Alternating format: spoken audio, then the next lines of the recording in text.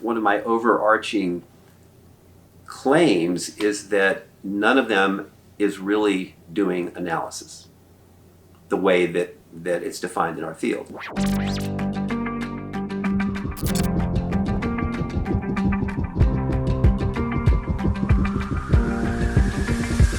The essence of the symposium is to talk about Skinner's pragmatic approach. Now, that approach was really outlined in his 1956 autobiographical article, A Case History and Scientific Method, which I don't know if you're familiar with that or read it, but as I said, it's autobiographical. He basically explains how he came to invent the operant conditioning chamber, operant conditioning, how he came to discover reinforcement, schedules of reinforcement, discrimination. Does it include the story on extinction? Yes, it includes the story on extinction and how he ran out of pellets, and he had someone to make them last. He, discovered the fixed ratio schedule. But really the essence of the article is to describe an approach to scientific methodology that is distinctive from the more traditional approach that psychology takes, the null hypothesis testing approach. And so there are several features of his pragmatic experimental approach that defined the experimental analysis of behavior, and by extension defined, applied behavior analysis in its early days. One of the first, some of the features are an emphasis on behavior, sensitive and accurate measures of behavior. And by sensitive, we mean behavioral measures that are sensitive to independent variable manipulations. And then, of course, emphasizing the within-subject design as opposed to between-subject group designs, and graphic displays of individual curves, individual data versus smooth curves that you get in between-subject designs. And also, he emphasized what he called an informal approach, and the informal approach is really, and he points this out, it's really the approach that most experimental scientists have taken throughout history. As Skinner says in his article, he didn't have any hypotheses. His only hypothesis was that there was order in behavior. So that's an assumption of determinism. And it's an assumption. You can't prove that behavior is lawful and orderly, but you can proceed along that assumption. And so for Skinner, like Pavlov, which he mentions, or whom he mentions, his only real goal was to discover order in behavior. And he did. He discovered, at least within the confines of his experimental arrangements, he discovered orderliness in behavior. And for him, that was it. That was his hypothesis. So he contrasts that approach and also the importance of accidents or mistakes or apparatus breaking down. Because in traditional research, if any of those things happen, you just toss the data out and you go back and you proceed as if nothing had happened. When in fact, many, if not most, great scientific discoveries throughout history have been as a result of accidents, serendipity, things like that that scientists can take advantage of. So the symposium is basically about that, and the other symposium presenters are going to talk about different aspects of that pragmatic approach. I asked to go last because what I'm going to talk about is how there are several trends within our field that are straying from or have abandoned that pragmatic approach. Let's dive into those. What are they? Well, I think the order in which I have them is delayed discounting, RFT, ACT, positive behavior support, and the BACB. Okay. And ABAI is in there too. I have ABAI in two respects. One as being impacted by these trends and also as contributing to them. So, without like going into too much detail, and again, and I start off by offering some disclaimers. And one of the disclaimers is I'm not intimately familiar with the research in all those areas. Superficially familiar with it. So in my disclaimer, what I'm saying is, if I'm wrong about any of this, please let me know. Please correct me. But here's what I think I see. And I mean, I can deal with them individually. And I guess what I'll do with you is I won't talk about them in the order in which I'm talking about them there. But let's just toss ACT off first. One of the first slides that I put up is a slide that asks, what is a behavior analyst? And the answer is literally a behavior analyst is one who analyzes behavior. So then the next question is, what does it mean to analyze behavior? So if you look at the term analysis as how it's been used in our discipline, the term analysis is really synonymous with experimentation. The analytic dimension is one of the 7 dimensions of ABA. It's part of the definition of ABA, at least as defined by Beowulf and Risley. So a true behavior analyst should be one who analyzes behavior, no matter where they are, whether they're in an experimental lab, whether they're doing theoretical analysis, or whether they're doing applied behavior analysis.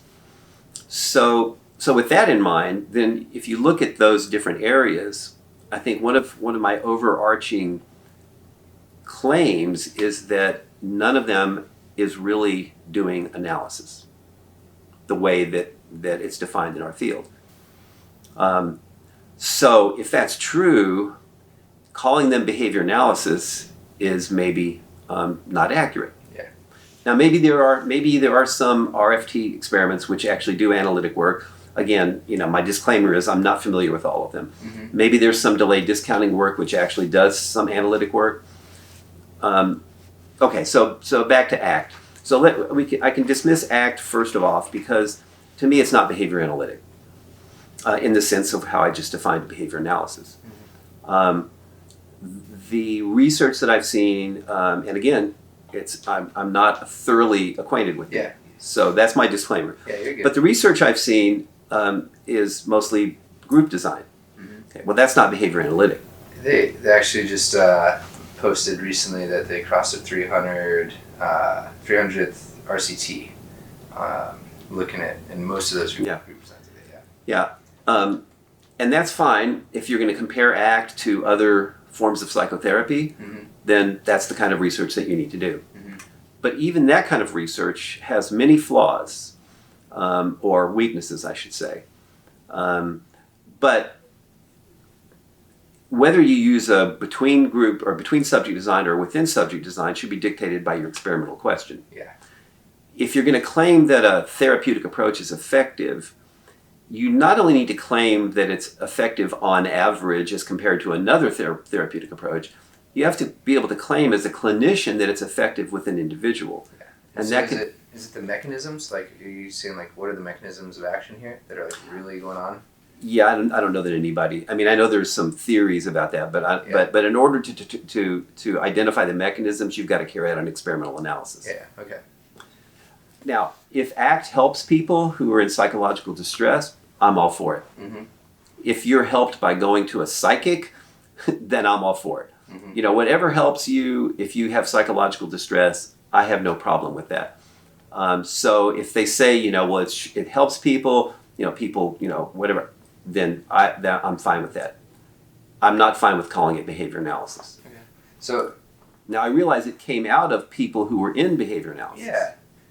But that doesn't make it behavior analysis. And I'm also somewhat read up, but definitely not all the way, like, by any means. I remember the original articles. There was, I think it's the first one. I'll have to look for it and remember the citation. But I remember seeing a single subject analysis, but what's largely coming across the table, I honestly can't remember. And the last time I've seen like a really thorough single subject analysis, like sometimes you see them in symposiums here at ABAI and such, right? But publication wise, right? And I have to dig back into that. Let's shift over to RFT then. Okay, so that's nice. All right, so I made my point about ACT. Mm-hmm. My couple of points. Mm-hmm. So I guess what I would want young behavior analysts to know, in general, with all of these things and with other things, is don't accept things just because someone with charisma or a good person, a powerful personality, or because a lot of people are saying don't just accept it. You know, you have to think critically and skeptically, and the tools with which you do that should be taught in behavior analysis graduate programs. And I'm afraid they're not nowadays, because I think most everything in ABA programs, and again I'm painting with a broad brush, I think most everything in ABA programs is directed towards the BCBA, towards passing the exam and becoming a practitioner. And I have no problem with that, but if that's all there is, then I do have a problem with it, because the principles, the theory that has defined our field for decades is being lost in the shuffle. For sure. Okay, so do you have a question? No, if you have more, keep going, or I can pitch back. Yeah. You know, this is what I do for a living, so I could talk forever. Yeah, keep going. I'd say lay it out there. Make sure you're comfortable with what you laid out there first. Yeah. So then there's RFT and delayed discounting, two areas which in recent years have become a lot more common in our field and outside our field, by the way. Let me start with delayed discounting. Okay. From what I can tell, much, if not most, of the research of delayed discounting is, again, between subject research, group designs. And so if you look at the research, then, and if I'm right about that, then it pretty much violates all of those features of the pragmatic approach that Skinner outlined that has defined our field experimentally for a long time. Now, maybe that's not a bad thing. And I would never say that the delayed discounting research is not useful and not valuable and not telling us some important things. I'm not saying that. I'm just saying in a really narrow way, it doesn't conform to the characteristics of the pragmatic approach that Skinner laid out in 1956 or earlier. And I don't want to make it all about Skinner. It's just that he's the one who set the stage for that. But it's really, those are the features that have defined the experimental analysis of behavior for a long time. For sure. And RFT is the same way. So it appears to me, now I'm not sure about the between versus within subject, but I know there are certainly... Yeah, I wouldn't be able to guess like a percentage if I had to either way, but I know that both are approached quite a bit. Yeah. What I do think characterizes most of the research in both areas is what, in 2004, I wrote an article titled "Why Psychology Hasn't Kept Its Promises." And in that article, I talked about demonstration research. And what I meant by demonstration research is research which demonstrates a particular phenomenon under a particular set of conditions and then stops. In other words, there's no analysis to understand the mechanisms by which the phenomenon occurred. And is that more of like it's just like a descriptive kind of end? Yes. Rather than I would call it that. Okay. Yeah. So essentially, what you're doing is you're describing a situation where a certain phenomenon occurs, but there's a caveat, because the phenomenon doesn't occur with every participant. If it occurred with every participant every time, then you might be able to stop there and say, we don't know how it occurs, but we know it occurs every single time under these circumstances. And that's sufficient. Like, we might not know why reinforcement works the way it does, but if we know that things produce those effects every single time, that's enough. Yeah. Now, if we knew why, that would add more to the picture, make it a more complete picture.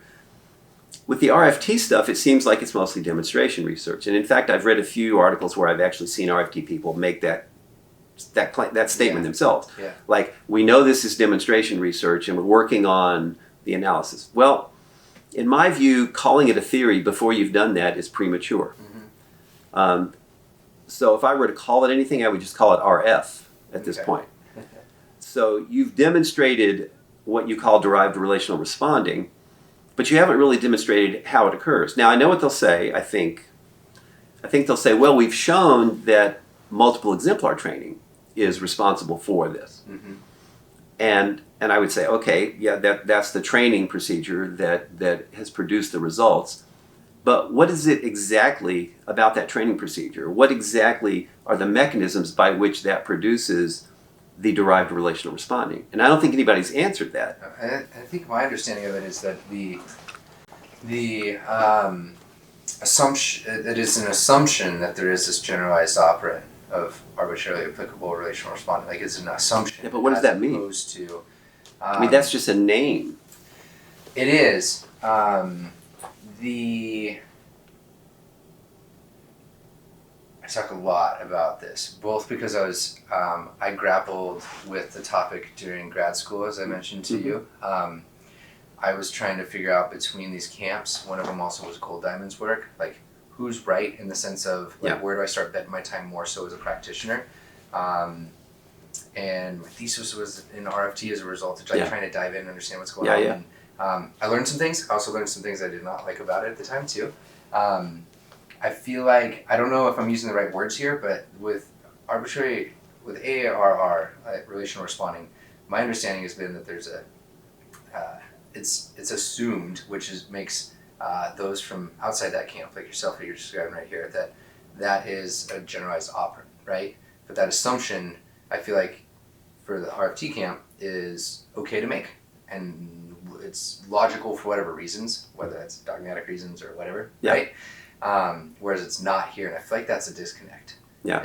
Am I describing kind of part of the problem, or what do you think? Well, maybe, but let me backtrack a little bit. And I also get your, like, what is that? You're saying, what is that assumption? Like, I think I understand what you're saying there, but I feel like that's where I see the disconnect between the two communities. Well, let me backtrack a little bit. Okay. Do all participants in RFT studies, do they all engage in derived relational responding? Mm-hmm. Is it 100%? Like when you do a procedure, whatever the procedure is, does everyone get it? Yeah. And I think we know the answer. Mm-hmm. The answer is no. So then the question is, I mean, what's the answer? Is it 50% or whatever? But whatever it is, what about the other 50% or the other 30% or the other? What is it about? And is that, to play skeptic a little bit, is that just because it's like a snapshot in time, like that research study is, and it's supposedly developed over a longer time span? Does that make sense? So if our research was over a month, right, and we didn't see it develop, I understand this might be a error that I'm saying here, but like you actually, if we zoomed out for 2.5 years, right? Like I remember one of the original studies was looking over the development was the time period was, it was a Lipkin study, was looking over like 2.5 years, I think, of like trying to map out the development of these frames. So well, here's another question that I want to ask related to that. Okay. Why does it take so many trials for the people who get it to actually get it? Yeah. Because if it's such a powerful theory, then I don't. And you see, if it takes hundreds and hundreds of trials for the participants who get it to actually get it, forget about the ones who don't, but the ones who do, if it takes hundreds and hundreds of trials, then the question is, what's going on during those trials? There are certainly decades of research which shows, well, for example, delayed matching to sample with pigeons.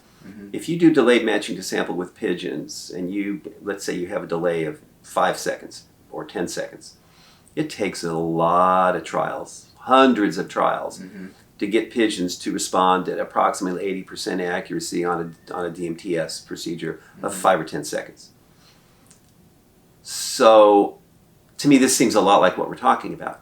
So you could say, well, the ones who got it, it took all these trials, and you say, well, how did they get it? Well, they got it because we did the trials, because we kept doing these trials. We did if you want to call it, multiple exemplar training. Yeah.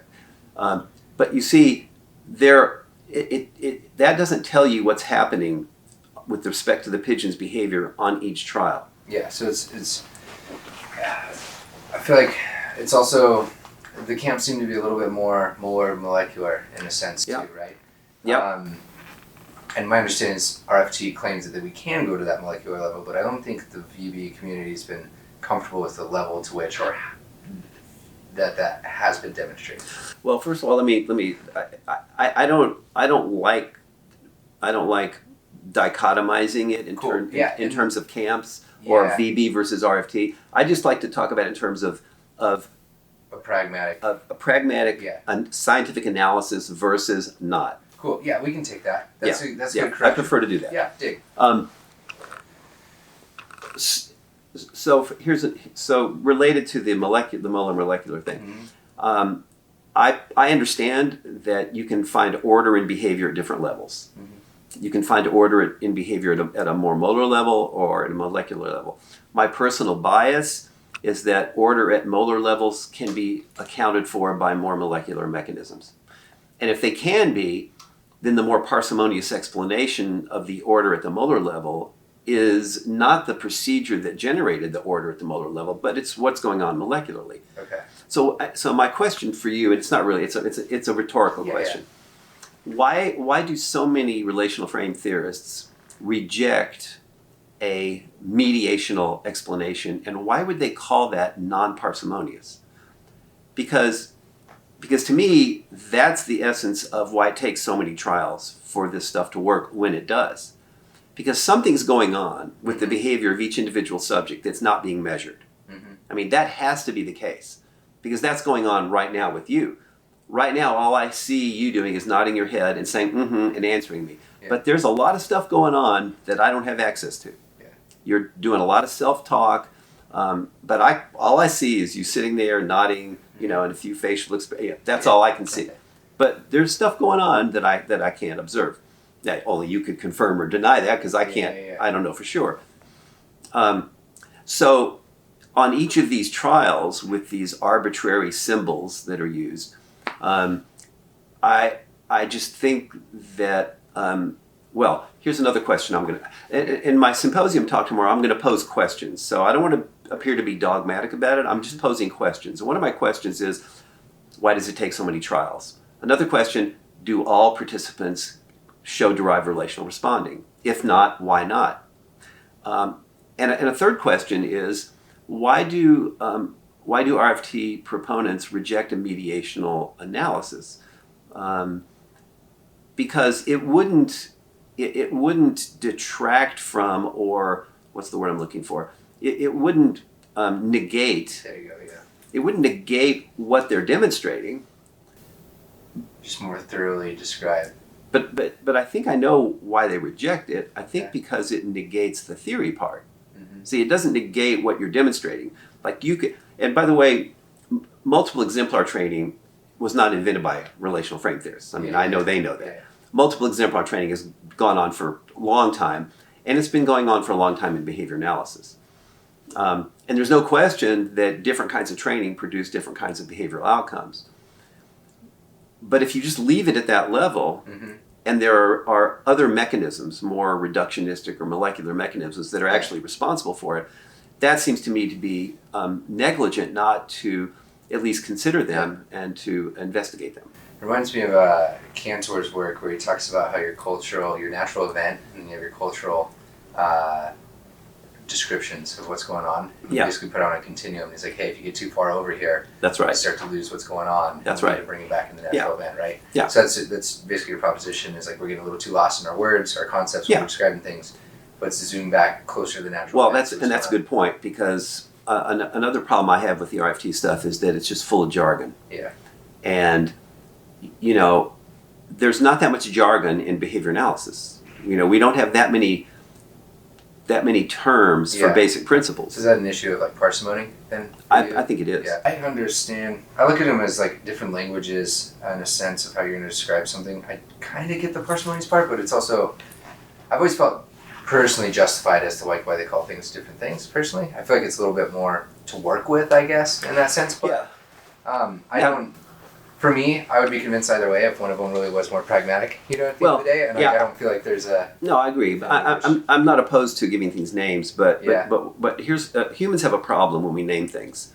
And the problem is that we start treating the names as if the names refer to actual things. Yep. And of course, that's the reification fallacy, right? Yep. And nominal fallacy. So you talk about like relational frame, like there is such a thing as a relational frame. Uh-huh. Well, of course there isn't. There's no such thing as a relational frame. And this is where it gets back in the culture, because they'll say this is a metaphor for what's going on, but then that culture picks that up as a thing and reifines it, right? When you say they, you mean the relational frame theorists, or the Purple Book? I think the hardcore. I would have to figure out where it is, but I could point in that Purple Book where it's at. But I would agree that then was lost, right? Like I think there was a cultural.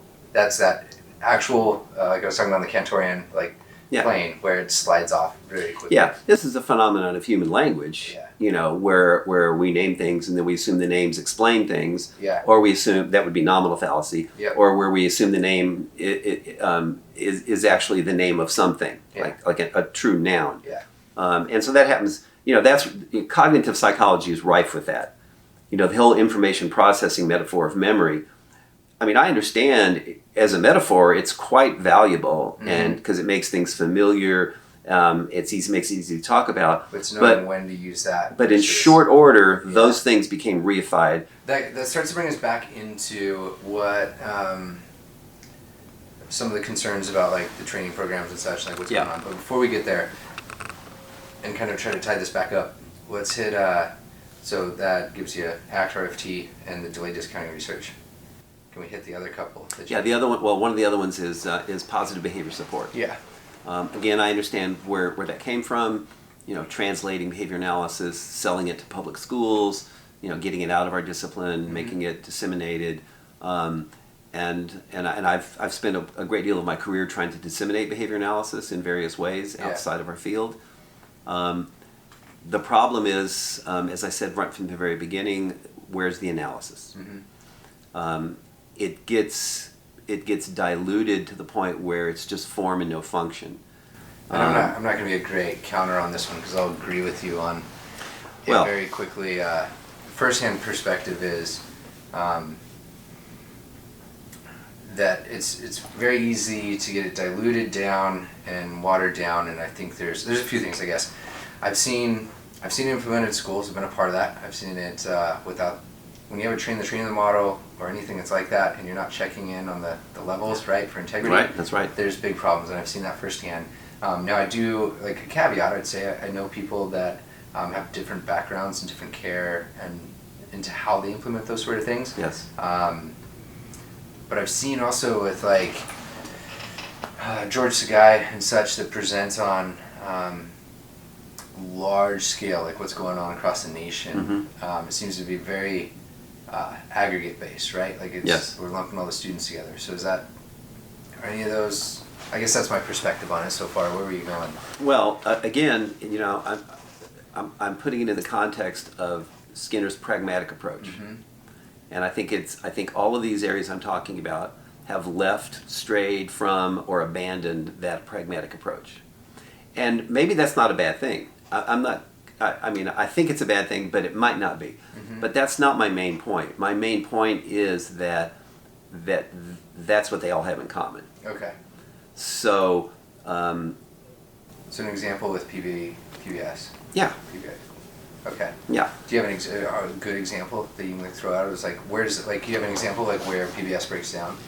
No, I don't. I mean, my son went to a school where they had adopted PBS, school-wide positive behavior support, and you know, from my perspective as a behavior analyst, it was a disaster. I mean, it was completely non-functional. Yeah. You know, it was all fluff. It was all superficial. You know, they gave out tokens, but the tokens were given out pretty indiscriminately. You know, there was nobody there knew how to judge how many tokens you should give out or what they should get in return, or whether it was even functionally related, whether the things were even, and I don't want to call them reinforcers, but whether they were even valuable to the kids. Yeah. I mean, it was a complete mess. And I realized that's not the problem with PBS, but it is the problem, you know, with translating it from whoever is designing the system to whoever's carrying it out. That it should be pragmatic in nature. Yeah. Right? Okay. Exactly. I think that's fair. Like, I'm comfortable with that one. What else was on the list? The BACB. Yeah. And then ABAI. So BACB. Yeah. Well, you know. Are you certified yourself? I am certified. Okay. But I was grandfathered in early on because of my PhD at Western and my college teaching and publications. And it's totally respectable. Yeah, if I had to do the supervision, I wouldn't be I wouldn't be certified. And let me just, as a way of another disclaimer, let me just say I understand, why it was started in the first place. I understand some of the contingencies under which it had to be structured. But I know that there are unintended consequences of many things that we do. Mm-hmm. And one of the unintended consequences of the BACB is that we have tens of thousands of BCBAs out there, many of whom I would not call behavior analysts, because they do not know how to analyze behavior. So they're not literally behavior analysts, even though they are called behavior analysts because they have a certification. And the unintended consequences of that are manifold, because they go out and call themselves behavior analysts and they don't know how to analyze behavior, they make mistakes, they don't do things, and then the reputation is, well, behavior analysis doesn't work, or it didn't work for my kid, or worse things happen. But once again, I wrote about this in a really short article in Behavior Analysis and Practice about graduate training.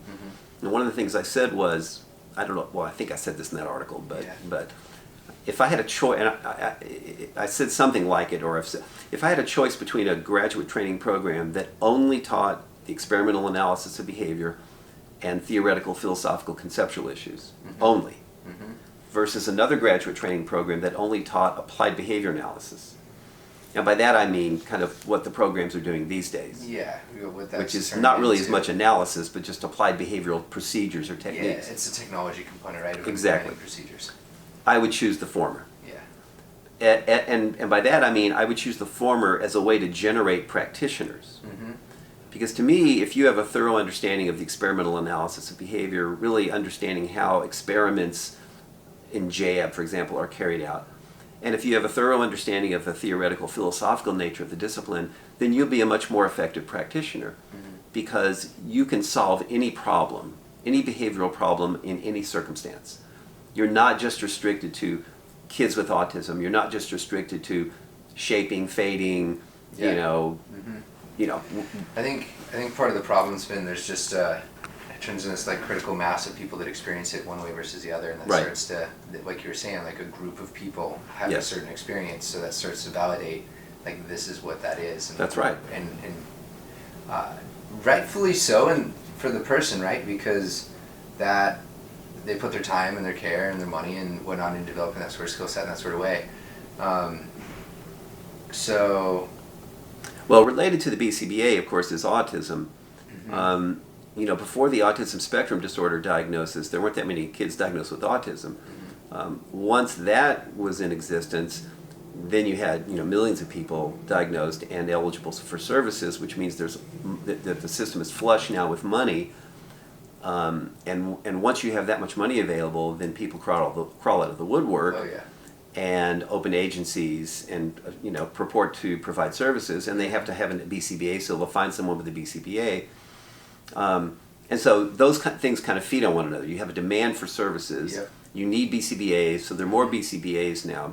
And people without even degrees in behavior analysis. I think that I don't know why, but I think that's the hunch. That's my hunch as to why they opened it up to allow people without a degree in behavior analysis. Like that demand is pushing the need for qualified people. Yeah, that may be at that minimum qualification level.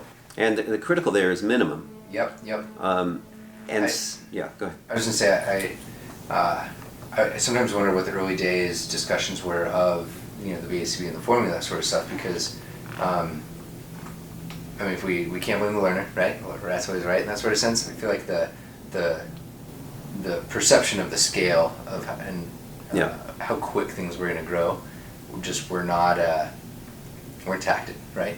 Well, people might not. And when you're in a system where you can only implement changes every 4 years or whatnot that they're in, it makes it extremely difficult. So, my main point about that is that I just don't think they're training behavior analysts. Yeah.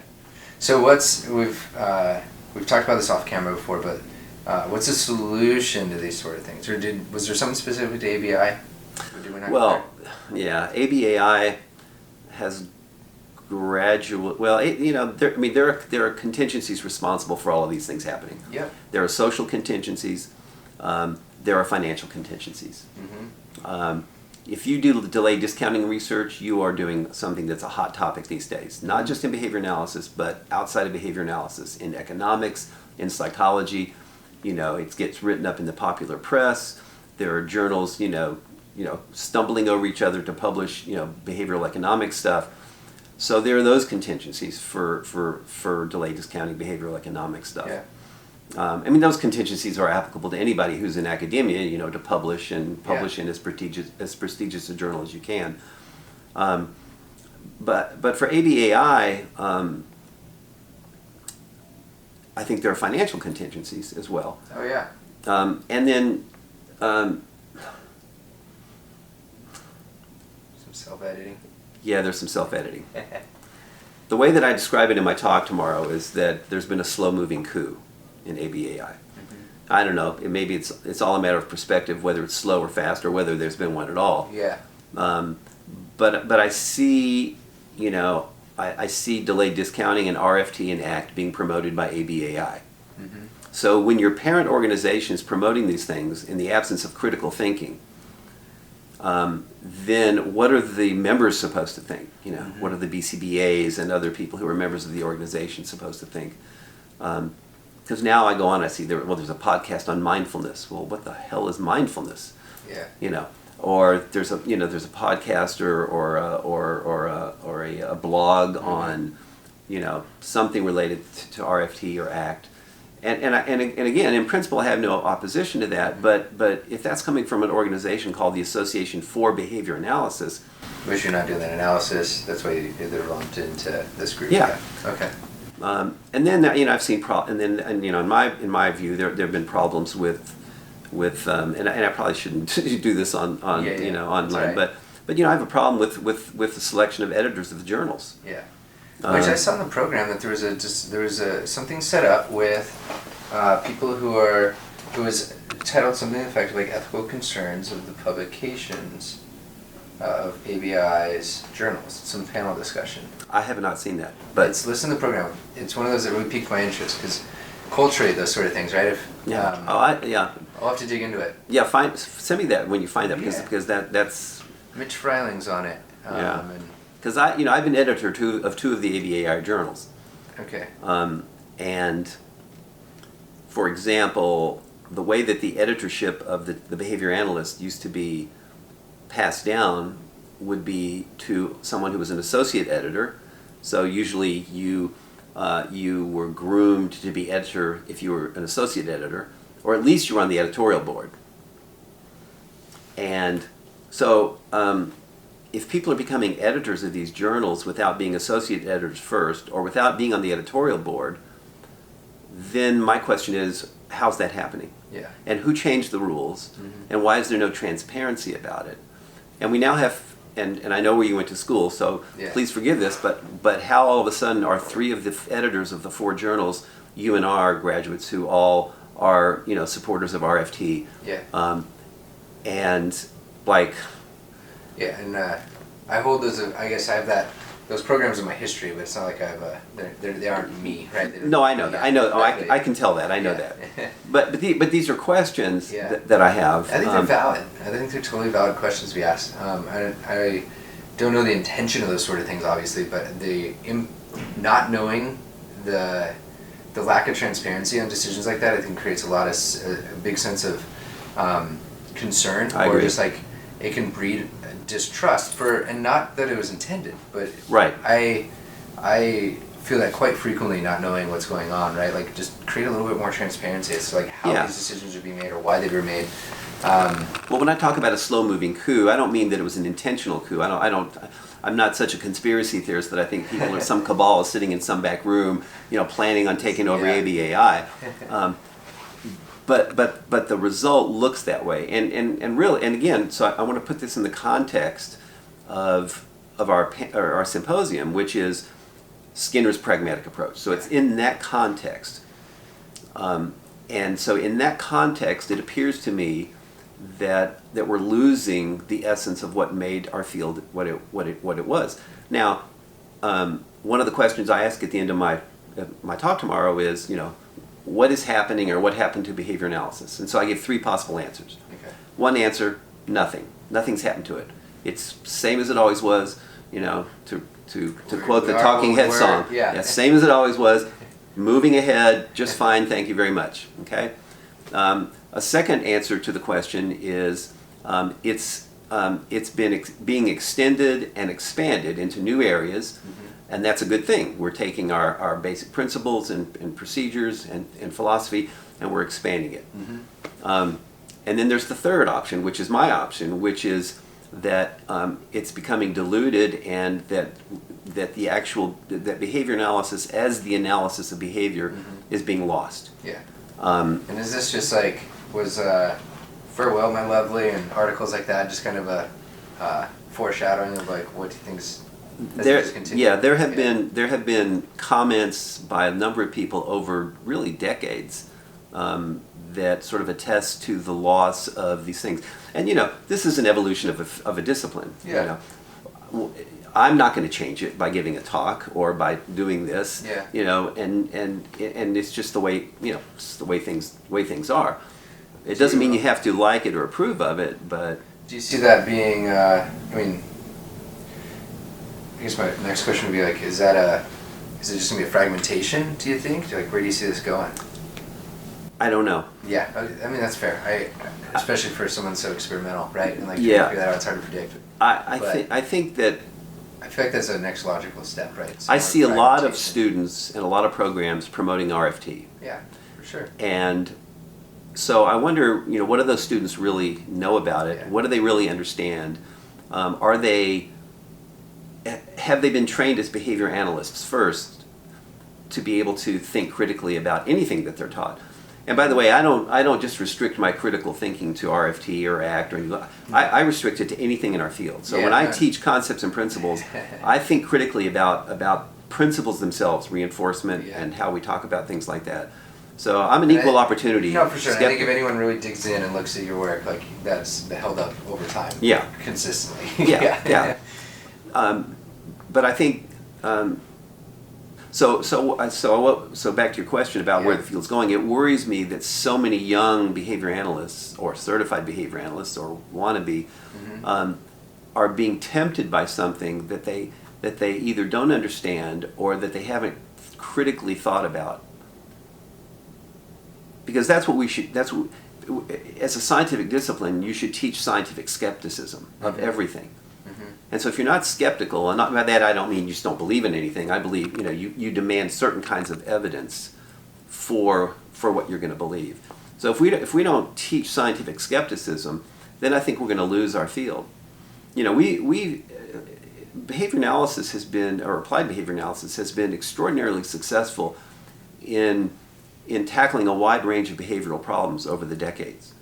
You know, from, you know, dementia and gerontology to sustainability, to, you know, pain-related behaviors, to schizophrenia. I mean, really, in the early days of behavior modification or applied behavior analysis, we spread out and tackled a wide range of behavioral problems, and we did that effectively and successfully. And I don't know that there's as much of that going on now. Yeah. And it's quite clear that the problems that we're having as a human species are behavioral problems. Yeah. And we are in the prime position, we behavior analysts are in a prime position to be able to offer solutions to those. And I think the successes we've had in the past are strictly a function of this pragmatic approach that defines our experimental and applied approach to solving behavioral problems. And I'm worried that's you know, what's happening? Yeah, that's not going to continue in the way that it has. Yeah. And I think one of the problems has been autism, for better and for worse. It's been good for the field because it's attracted a lot more younger people into the field, and it's been bad because the field is now sort of become hard to keep up with. diluted. Yeah. Let me just say one more thing. Yeah, okay. I don't want to sound like a pessimist and a cynic. Yeah. Because I know that I come across that way, but I've been a committed behaviorist, radical behaviorist, and behavior analyst for a long time, and I am because I see the promise of behavior analysis in changing behavior in a wide range of settings. Yeah. And I'm still optimistic that there are enough of us, who, and I believe the people who do ACT and RFT, and I believe they're all interested in the same things. Yeah. I mean, everyone's interested in, I think. Yeah. One of the things we have going on here that Derek Reed out of Kansas, Matt Sequoia runs Behavioral Observations podcast, and then Jonathan Pinkston as well is on there. And the idea is it's a symposium. It was invited, I think, set up by Derek Reed, and the idea is to discuss like what are the potential missed opportunities going on right now. And for me, I look at it as the system is what it is, right? Like the things that are being talked about today on this are what it is. That's right. And like they're happening. How do we leverage what each other knows, right? And how can we do this? Yeah. What do we do next? And so I guess to set context, I'll get very pessimistic too sometimes. Like I feel you on many of these points. I feel like if we step back, we lay the cards on the table as a community, right, and said, what could use some shifting and correcting here? I think there's some serious missed opportunities. Like the just exploring in the podcast and video realms, like the right message shared and kind of championed, right, by the right people in the community could quickly get some information out there. Yeah, I think and I mean, it could be scary on one hand because you can, like, we know that if you have a massive amount of information, you push in the right way, like you can start to control the. That's right. Like what people are believing, but why don't we leverage those things, right? And I don't know, my hope for one thing that kind of keeps me going is like maybe we can get the right people at the table to like start to talk about these sort of things, kind of lay them out. Because and like one example that I had earlier in this year was sitting down with Pat Fryman. It was a 2-minute quick question I asked him on, or that he answered, just saying like, hey, do you ever have a time that you failed that you can like kind of tell a story around? And within a week there was right around 100,000 people that like saw that video at the end of the day. And it's just like, imagine if we figured out how to line a couple of these things up, right? From the academic journals to what's being talked about in there to these concerns, right? Well, I think what you're doing can serve that purpose. It could, yes. Because and you the biggest thing is like we need the right people at the conversation Right. level to have those sort of things happen. Because Yeah. whether it's your influence within that organization that was talked about, or within that that camp or approach, or whether it's your social media following, like those sort of things, like Right. those all impact, right? And they could be leveraged together. I think so. For the right reasons. And you can have a talk once a year at ABAI, even if you get 500 people there. This that's now a percentage. This is available all year round, every day, any day, to many more people. It is. And so I think you're doing a good service by doing this. Thank you, but it's also it's a piece to the puzzle, right? Like Right. in and of itself, it's not going to go anywhere. Like the having something like that shared or viewed by certain key people, perpetuate it and actually impact more of that. Yeah, like I agree. It reaches farther, right? So Yeah, certainly. I don't know.